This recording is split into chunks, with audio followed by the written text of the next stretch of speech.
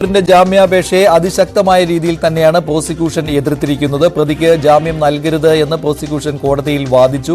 അതുമാത്രമല്ല, ലൈംഗിക അധിക്ഷേപം തെളിയിക്കുന്നതിനുള്ള കാര്യങ്ങൾ ഉണ്ട് എന്നുള്ള കാര്യം പ്രോസിക്യൂഷൻ പറയുകയാണ്. ഹൈക്കോടതിയുടെ സമീപകാലത്തുണ്ടായ വിധി പോലും കോടതിയിൽ പ്രോസിക്യൂഷൻ ഉന്നയിക്കുകയും ചെയ്തിട്ടുണ്ട്.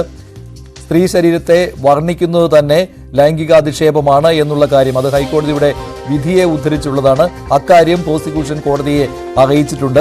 ഒരു തവണയല്ല, ഒന്നിലേറെ തവണയും.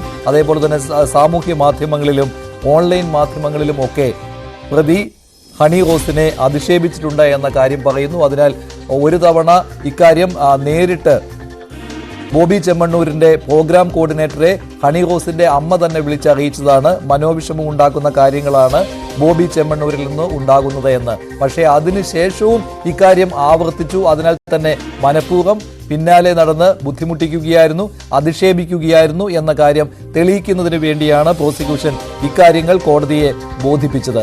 എന്നാൽ കണ്ണൂരിൽ നടന്ന ചടങ്ങിൽ അതിൽ അധിക്ഷേപപരമായ ഒരു പരാമർശവും ഉണ്ടായിട്ടില്ല എന്ന കാര്യം കോടതിയെ അറിയിക്കുകയായിരുന്നു പ്രതിഭാഗത്തിന് വേണ്ടി രാമൻപിള്ള വക്കീൽ ചെയ്തത്. ബോബി ചെമ്മണ്ണൂർ ഇക്കാര്യത്തിൽ നിരപരാധിയാണെന്നുള്ള കാര്യം ആവർത്തിച്ചു പറയുകയായിരുന്നു പ്രതിഭാഗം ചെയ്തത്. അതിനാൽ ജാമ്യം നൽകണം എന്ന കാര്യം ആവശ്യപ്പെടുകയായിരുന്നു. അറസ്റ്റ് ചെയ്യേണ്ട ആവശ്യം പോലും ഈ കേസിൽ ഉണ്ടായിരുന്നില്ല എന്ന കാര്യമാണ് രാമൻപിള്ള വക്കീൽ കോടതിയിൽ പറഞ്ഞത്. ഇതിൽ ഒരു കെട്ടിച്ചമച്ച കേസ് എന്ന രീതിയിൽ അവതരിപ്പിക്കുകയായിരുന്നു പ്രതിഭാഗം ചെയ്തത്. ഒരു വ്യവസായിയാണെന്നും നാട്ടിൽ പേരുള്ളയാളാണെന്നും ഒട്ടേറെ പേർക്ക് തൊഴിൽ നൽകുന്നയാളാണെന്നും കോടതിയെ അറിയിക്കുകയായിരുന്നു പ്രതിഭാഗം ചെയ്തത്. അതിനാൽ ജാമ്യം നൽകണമെന്ന കാര്യം പറഞ്ഞു. 30 മണിക്കൂർ പോലീസ് കസ്റ്റഡിയിലായിരുന്നു ബോബി ചെമ്മണ്ണൂർ.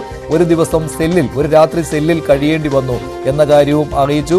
ഒളിച്ചു കടക്കുവാനുള്ള ഒരു ശ്രമവും നടത്തിയിട്ടില്ല എന്ന കാര്യം പറഞ്ഞു. അന്വേഷണവുമായി സഹകരിക്കുന്നുണ്ടെന്നും ഇനിയും സഹകരിക്കുമെന്നും ഫോൺ ഹാജരാക്കിയിട്ടുണ്ടെന്നും അതിനാൽ തന്നെ ഇനി അന്വേഷണത്തെ സ്വാധീനിക്കുവാനുള്ള ഒരു ശ്രമവും നടത്തുകയില്ല എന്നുള്ള കാര്യവും രാമൻപിള്ള കോടതിയെ അറിയിച്ചു. അതിനാൽ ബോബി ചെമ്മണ്ണൂരിന് ജാമ്യം നൽകണം എന്നാണ് അറിയിച്ചത്. എന്നാൽ വിദേശത്തേക്ക് പോലും കടക്കുവാനുള്ള സാധ്യത പ്രതിക്കുണ്ട് എന്നുള്ള കാര്യം പ്രോസിക്യൂഷൻ പറയുകയായിരുന്നു. ജാമ്യം നൽകിയാൽ അത് പൊതുസമൂഹത്തിന് തെറ്റായ ഒരു സന്ദേശം നൽകുന്നതായിരിക്കും.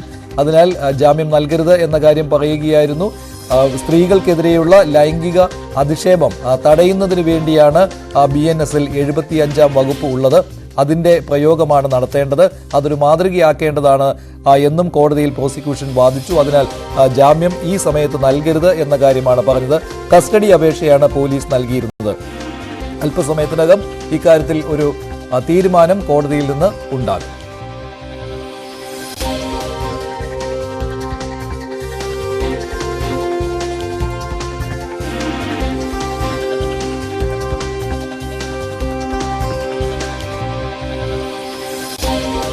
ഇന്നലെ അറസ്റ്റിലായ ബോബി ചെമ്മണ്ണൂരിനെ ഉച്ചയ്ക്ക് 1 മണിയോടുകൂടിയാണ് കോടതിയിൽ പോലീസ് ഹാജരാക്കിയത്. ഇന്നലെ രാത്രി മുഴുവൻ എറണാകുളം സെൻട്രൽ പോലീസ് സ്റ്റേഷനിലെ സെല്ലിലായിരുന്നു ബോബി ചെമ്മണ്ണൂർ ഉണ്ടായിരുന്നത്. ഇന്നലെയും ഇന്നുമായി 2 തവണയാണ് ബോബി ചെമ്മണ്ണൂരിനെ വൈദ്യപരിശോധനയ്ക്ക് വിധേയനാക്കിയത്.